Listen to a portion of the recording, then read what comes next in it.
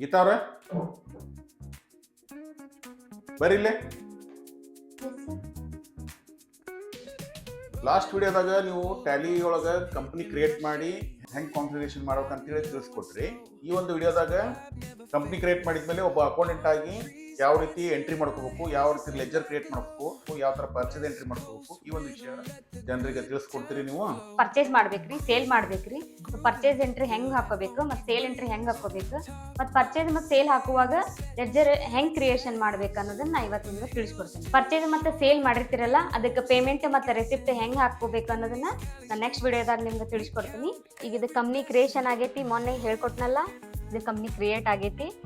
ಈಗ next voucher ಹೆಂಗ್ create ಮಾಡ್ಬೇಕು ಅನ್ನೋದನ್ನ ನಾನು ನಿಮ್ಗೆ ಹೇಳ್ತೀನಿ. ಈ ತರ ಕಂಪ್ನಿ ಓಪನ್ ಮಾಡಿದ ತಕ್ಷಣ ಗೇಟ್ವೇ ಆಫ್ ಟ್ಯಾಲಿ ಅಂತ ಬರ್ತೈತಿ. ಅದ್ರೊಳಗೆ ಇಲ್ಲಿ ವೋಚರ್ಸ್ ಅಂತ ಬರ್ತೈತಿ. ನನ್ನ ಫರ್ಮಿಗೆ ಒಂದು ಮಟೀರಿಯಲ್ ಪರ್ಚೇಸ್ ಮಾಡೋಣ. ಈಗ ಅದು ಮಟೀರಿಯಲ್ ನಾ ಎಂಟ್ರಿ ತಗೋಬೇಕಂದ್ರ ನಾನು ಪರ್ಚೇಸ್ ಎಂಟ್ರಿ ತಗೋಬೇಕು. F9 ನ ಪ್ರೆಸ್ ಮಾಡ್ಬೇಕು. ಸೊ ಇಲ್ಲಿ ಬಿಲ್ ಡೇಟ್ ಹಾಕೋಬೇಕು. ನೀವು ಬಿಲ್ ಪರ್ಚೇಸ್ ಮಾಡಿರ್ತಾರಲ್ಲ, ಆ ಪರ್ಚೇಸ್ ಒಳಗೆ ಡೇಟ್ ಇರುತ್ತೆ, ಆ ಡೇಟ್ ನ ಹಾಕೋಬೇಕು. ಸಪ್ಲೈಯರ್ ಇನ್ವಾಯ್ಸ್ ನಂಬರ್ ಅಂತಂದ್ರ ಅವ್ರ ಬಿಲ್ ಒಳಗ ಅವ್ರದ್ದು ಇನ್ವಾಯ್ಸ್ ನಂಬರ್ ಇರುತ್ತೆ, ಆ ನಂಬರ್ ಇಲ್ಲಿ ಹಾಕ್ಬೇಕು.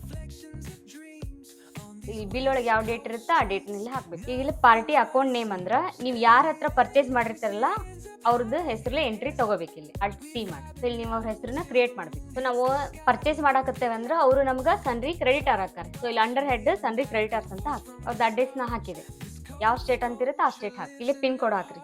ಇಲ್ಲೇ ಪ್ಯಾನ್ ನಂಬರ್ ಹಾಕಿದ್ರೆ ಹಾಕ್ರಿ. GST ನಂಬರ್ ಇಲ್ಲ ಅಂತಂದ್ರ ಅನ್ರಿಜಿಸ್ಟರ್ಡ್ ಅಂತ ಹಾಕೋರಿ.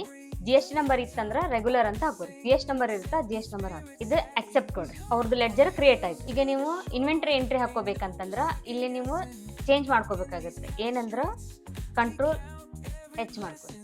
ಇಲ್ಲಿ ಶೋ ಆಗುತ್ತೆ. ಇಲ್ಲಿ ನೀವು ಯಾವ ಟೈಪ್ ಹಾಕೋಬೇಕಂತೇಳಿ ಗೊತ್ತಾಗುತ್ತೆ. Item invoice, accounting invoice, as voucher ಅಂತ ಇತ್ತು. ನೀವೀಗ ಐಟಮ್ ಇನ್ವಾಯ್ಸ್ ಹಾಕೊಳತ್ತಿರಲ್ಲ, ಸೊ ಐಟಮ್ ಇನ್ವಾಯ್ಸ್ನ ಸೆಲೆಕ್ಟ್ ಮಾಡ್ತೀವಿ. ಈಗ ನೀವು ಕ್ರಿಯೇಟ್ ಮಾಡ್ರಿ. ಅಂದ್ರ ನೀವು ಏನು ಪರ್ಚೇಸ್ ಮಾಡಿರಲ್ಲ, ಯಾವ ಐಟಮ್ನ ಪರ್ಚೇಸ್ ಮಾಡಿರಲ್ಲ ಅದನ್ನ ಕ್ರಿಯೇಟ್ ಮಾಡ್ರಿ. ಅದು ಕ್ರಿಯೇಟ್ ಮಾಡ್ಬೇಕಂದ್ರ Alt C ಮಾಡ್ಬೇಕು. ಸೊ ಏನ್ ಪ್ರಾಡಕ್ಟ್ ಐತಲ್ಲ ಆ ಪ್ರಾಡಕ್ಟ್ ನೇಮ್ ಹಾಕ್ರಿ. ಯಾವ ಪ್ರಾಡಕ್ಟ್ ಪರ್ಚೇಸ್ ಮಾಡಲ್ಲ ಆ ಪ್ರಾಡಕ್ಟ್ ನೇಮ್ ನ ಕ್ರಿಯೇಟ್ ಮಾಡ್ರಿ. ಇಲ್ಲಿ ಅಂಡರ್ ಹೆಡ್ ಇದು ಮೇನ್ ಪ್ರೈಮರಿ ಪ್ರಾಡಕ್ಟ್. ಸೊ ಇದು ಪ್ರೈಮರಿನ ಇರ್ಲಿ. ಇಲ್ಲಿ ಯೂನಿಟ್ಸ್ ಅಂತ ಬರುತ್ತೆ. ಯೂನಿಟ್ಸ್ ಅಂದ್ರ ನೀವು KG ಒಳಗೆ ತಗೋತಿರೋ ಇಲ್ಲ ಮೀಟರ್ ಒಳಗೆ ತಗೊಂತಿರೋ ಆ ನಂಬರ್ಸ್ ಒಳಗೆ ತಗೊಂತಿರೋ ಅದನ್ನ ನೀವು ಹಾಕೋಬೇಕು, ಕ್ರಿಯೇಟ್ ಮಾಡ್ಕೋಬೇಕು. ಮೇಲೆ ಕ್ರಿಯೇಟ್ ಅಂತ ಬರುತ್ತೆ.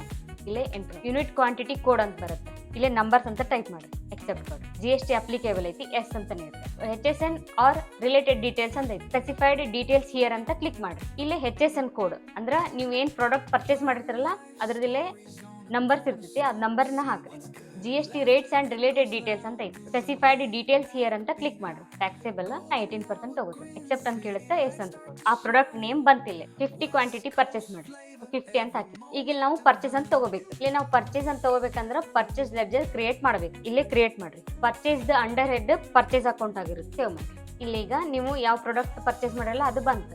ಈಗಲೇ ನಿಮ್ಗೆ ಐಟಮ್ದು ಎಂಟ್ರಿ ಬಂತು. ಟ್ಯಾಕ್ಸ್ ಲೆಡ್ಜರ್ ಕ್ರಿಯೇಟ್ ಮಾಡ್ಕೋಬೇಕಾಗುತ್ತೆ. 3 ಟೈಪ್ ಟ್ಯಾಕ್ಸ್ ಬರ್ತಾವು. ಅದ್ರೊಳಗ CGST, SGST, IGST. CGST create ಮಾಡಿ. ಇಲ್ಲಿ under head duties and taxes ಅಂತ ಹಾಕ್ಬೇಕು. ಇದನ್ನ GST ಅಂತ ತಗೋರಿ. ಇಲ್ಲಿ tax type CGST. Percentage of calculation ಇದು 0 ಇರ್ಲಿ. ಇನ್ವಾಯ್ಸ್ ಮೆಥಡ್ ರೌಂಡಿಂಗ್ ಐತಿ, ನಾಟ್ ಅಪ್ಲಿಕೇಬಲ್. ಎಸ್ ಅಂತ ಬರುತ್ತೆ, ಎಸ್ ಅಂತ ಕ್ಲಿಕ್ ಮಾಡಿ, ಕ್ರಿಯೇಟ್ ಆಯ್ತು. ಈಗ ನೆಕ್ಸ್ಟ್ ಸೇಮ್ ಹಂಗ SGST ಅಂತ ಹಾಕಿ. ಲೇಟ್ ಟೈಪ್ಸ್ ಒಳಗ SGST ಬರ್ಲಿ. ಇದು ಕ್ರಿಯೇಟ್ ಆಯ್ತು. ಈಗ ನೀವು ಹಿಂಗ್ ಹಾಕಿದ ತಕ್ಷಣ ಟ್ಯಾಕ್ಸ್ ತಾನ ಕ್ಯಾಲ್ಕುಲೇಷನ್ ಆಗುತ್ತೆ. ಹಿಂಗ ಎಂಟ್ರಿ ಹಾಕೊಂಡ್ ಬರ್ರಿ. ಲಾಸ್ಟ್ ಎಕ್ಸೆಪ್ಟ್ ಅಂತ ಕೇಳುತ್ತಾ, ಎಸ್ ಅಂತ ಹಾಕಿ. ಈಗ ನಿಮ್ದು ಪರ್ಚೇಸ್ ಆಯ್ತು. ಈಗ ಸೇಲ್ ಹಾಕೋಬೇಕು. ನೀವು ಸೇಲ್ ಹಾಕೋಬೇಕಂದ್ರ ಸೇಮ್ F8 ಮಾಡಿ. ಈಗ ನಂದು ಇದು ಆಟೋಮೆಟಿಕಲಿ ನಂದು ಇನ್ವಾಯ್ಸ್ ನಂಬರ್ ಐತಿ. ಸೊ ಅದು ಆಟೋಮೆಟಿಕ್ಲಿ ತಗೊಳತೈತಿ. ಇನ್ ಕೇಸ್ ನಿಮ್ದು ಇನ್ವಾಯ್ಸ್ ನಂಬರ್ ಚೇಂಜ್ ಇತ್ತು ಅಂತಂದ್ರ ನೀವು ಅದನ್ನ ಇಲ್ಲೇ ಆಟೋಮೆಟಿಕ್ ಇದ್ದಿದ್ದು ಮೆನ್ಯುವಲ್ ಮಾಡ್ಕೋಬೇಕು.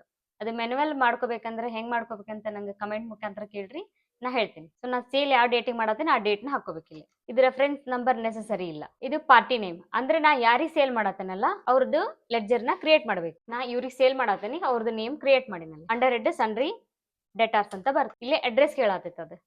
ಸೊ ಇಲ್ಲಿ ಅಡ್ರೆಸ್ ನೀವು ಟೈಪ್ ಮಾಡೋಕ್ಕಿಂತ ನಾ ಈಸಿ ಒಂದು ಮೆಥಡ್ ಹೇಳ್ತೀನಿ. ಅವ್ರದ್ದು GST ನಂಬರ್ ಹಾಕಿ. ಇದು GST ನಂಬರ್ ನ ಕಾಪಿ ಮಾಡ್ಕೋರಿ. ಕ್ಲಿಕ್ ಡೀಟೇಲ್ಸ್ ಯೂಸಿಂಗ್ GST ಅಂತ ಐತಲ್ಲ ಇದನ್ನ ಕ್ಲಿಕ್ ಮಾಡಿ. ಇದು ಆಟೋಮೆಟಿಕ್ಲಿ ಪೋರ್ಟಲ್ ಒಳಗೆ ಏನಂತ ಅವ್ರದ್ದು ರಿಜಿಸ್ಟ್ರೇಷನ್ ಆಗಿರುತ್ತಲ್ಲ ಅದು ರಿಜಿಸ್ಟ್ರೇಷನ್ ಡೀಟೇಲ್ಸ್ ಇಲ್ಲಿ ಬರುತ್ತೆ. ನೋಡಿದ್ರಲ್ಲ, ಇದು ಅಡ್ರೆಸ್ ಟೈಪ್ ಮಾಡೋದು ಒಂದು ಈಸಿ ಮೆಥಡ್ ನಿಮ್ಗೆ ಎಕ್ಸೆಪ್ಟ್ ಅಂತ ಹೊಡಿರಿ. ಈಗ ನೀವು ಯಾರಿಗೆ ಸೇಲ್ ಮಾಡ್ಬೇಕಲ್ಲ ಅವ್ರದ್ದು ಲೆಡ್ಜರ್ ಕ್ರಿಯೇಟ್ ಆಯ್ತು. ಯಾವ ಪ್ರಾಡಕ್ಟ್ ಸೇಲ್ ಮಾಡ್ತಿರಲ್ಲ ಆ ಪ್ರಾಡಕ್ಟ್ ನೇಮ್ ಇಲ್ಲಿ ಹಾಕ್ರಿ. ಎಷ್ಟು ಸೇಲ್ ಮಾಡತ್ತೀರಿ ಅದನ್ನ ಹಾಕ್ರಿ. ರೇಟ್ ಇಲ್ಲಿ ಟೋಟಲ್ ಅಮೌಂಟ್ ಕ್ಯಾಲ್ಕುಲೇಷನ್ ಆಗುತ್ತೆ. ಇಲ್ಲೇ ಸೇಲ್ಸ್ ಲೆಡ್ಜರ್ ನ ಹಾಕೋಬೇಕು. ಸೇಲ್ಸ್ ಲೆಡ್ಜರ್ ಹಾಕೋಬೇಕಂದ್ರ ಕ್ರಿಯೇಟ್ ಮಾಡ್ಕೋಬೇಕು. ಸೇಲ್ಸ್ ಗೆ ಅಂಡರ್ ಹೆಡ್ ಸೇಲ್ಸ್ ಅಕೌಂಟ್ ಆಗಿರುತ್ತೆ. ನಾಟ್ ಅಪ್ಲಿಕೇಬಲ್, ಜಸ್ಟ್ ಎಂಟ್ರಿ ಹೊಡ್ಕೊಂಡ್ ಬರ್ರಿ. ಎಕ್ಸೆಪ್ಟ್ ಕೊಡ್ರಿ. ಸೇಮ್ ಇದಕ್ಕೂ GST ಕ್ಯಾಲ್ಕುಲೇಷನ್ ಆಗುತ್ತೆ. ಸೊ ಇಲ್ಲಿ ನೀವು GST ಹಾಕ್ಬೇಕು. ಈಗ ನೀವು ಕರ್ನಾಟಕಕ್ಕೆ ಸೇಲ್ ಮಾಡಾಕತ್ತಿದ್ರ CGST SGST ಹಾಕ್ರಿ. ನೀವು ಕರ್ನಾಟಕ ಬಿಟ್ಟು ಬೇರೆ ಸ್ಟೇಟಿಗೆ ಸೇಲ್ ಮಾಡತ್ತಿದ್ರ IGST ಹಾಕ್ರಿ. ಇದು ಆಟೋಮೆಟಿಕ್ಲಿ ಬಂತಲ್ಲ, ನಾ ಈಗ ಆಲ್ರೆಡಿ ಕ್ರಿಯೇಟ್ ಮಾಡೀನಿ. CGST ಮತ್ತೆ SGST ಆಲ್ರೆಡಿ ಕ್ರಿಯೇಟ್ ಮಾಡೀನಿ. ಸೊ ಆಟೋಮೆಟಿಕ್ಲಿ ಬರುತ್ತೆ. ಇದು ಪರ್ಚೇಸ್ಗೆ ಬೇರೆ ಸೇಲ್ಸ್ಗೆ ಬೇರೆ ಬೇರೆ ಮಾಡ್ಬೇಕಂತ ಏನಿಲ್ಲ. ಒನ್ ಟೈಮ್ ನೀವು ಕ್ರಿಯೇಟ್ ಮಾಡಿದ್ರೆ ಅದು ಎರಡಕ್ಕೂ ಅಪ್ಲೈ ಆಗುತ್ತೆ. ಈಗ ಸೇಲ್ಸ್ ವೋಚರ್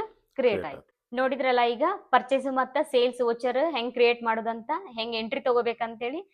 ಇಷ್ಟೊತ್ತು ನಾವು ಒಂದು ಕಂಪನಿ ಕ್ರಿಯೇಟ್ ಆದಮೇಲೆ ಸೇಲ್ಸ್ ಎಂಟ್ರಿ ಹೆಂಗೆ ಮಾಡಬೇಕು ಮತ್ತು ಪರ್ಚೇಸ್ ಎಂಟ್ರಿ ಹೆಂಗೆ ಮಾಡಬೇಕು ಮತ್ತು ಇನಿಷಿಯಲ್ ಇನ್ವೆಸ್ಟ್ಮೆಂಟ್ ಇದ್ದಾಗ ಅದನ್ನು ಯಾವ ರೀತಿ ರೆಸೆಟ್ ಎಂಟ್ರಿ ತಗೋಬೇಕು, ಈ ಒಂದು ವಿಷಯದ ಬಗ್ಗೆ ನಮ್ಮ ಗೀತಾ ಅವರು ತಿಳಿಸ್ಕೊಟ್ಟಿದ್ದಾರೆ. ಪ್ರತಿಯೊಂದು ಹಂತವನ್ನು ನಾವು ಡಿಟೇಲ್ ಆಗಿ ವಿವರಣೆ ಮಾಡಿ ಹೇಳೋಕ್ಕಾಗಲ್ಲ. ಯಾಕಂದ್ರೆ ಹೇಳಿದ್ರೆ ಇದರಲ್ಲಿ ಲಿಮಿಟೆಡ್ ಟೈಮ್ ಇರುತ್ತೆ. ನಿಮ್ದೇನಾದ್ರೂ ಪ್ರಶ್ನೆ ಇದ್ರೆ ನೀವು ಕಮೆಂಟ್ ಮುಖಾಂತರ ಕೇಳ್ರಿ, ಅದ್ರ ನಾನು ಡಿಟೇಲ್ ಆಗಿ ಹೇಳ್ತೇವಂತೆ. ಮತ್ತು ನೆಕ್ಸ್ಟ್ ಮುಂದಿನ ವಿಡಿಯೋದಲ್ಲಿ ರೆಸಿಟ್ ಎಂಟ್ರಿ, ಪೇಮೆಂಟ್ ಎಂಟ್ರಿ ಮತ್ತು ಕಾಂಟ್ರಾ ಎಂಟ್ರಿ, JV ಎಂಟ್ರಿ ಯಾವ ಥರ ಹಾಕಬೇಕು, ಯಾವ ಥರ ಲೆಜರ್ ಕ್ರಿಯೇಟ್ ಮಾಡಬೇಕು, ಅದು ಎಲ್ಲೆಲ್ಲಿ ಎಫೆಕ್ಟ್ ಆಗುತ್ತೆ, ಯಾವ ಥರ ಎಫೆಕ್ಟ್ ಆಗುತ್ತೆ, ನಿಮ್ಮ ಅಕೌಂಟ್ ಫೈನಲ್ ಮಾಡಲಿಕ್ಕೆ ಯಾವ ಥರ ಹೆಲ್ಪ್ ಆಗುತ್ತೆ ಅನ್ನೋ ವಿಷಯ ಬಗ್ಗೆ ತಿಳಿಸ್ಕೊಡ್ತಾರಂತ. ಹಾಗಾಗಿ ಇನ್ಸ್ಟಾಗ್ರಾಮ್ ಪೇಜನ್ನು ಫಾಲೋ ಮಾಡೋದು ಮರಿಬೇಡ್ರಿ. ಎಲ್ಲರಿಗೂ ಧನ್ಯವಾದ.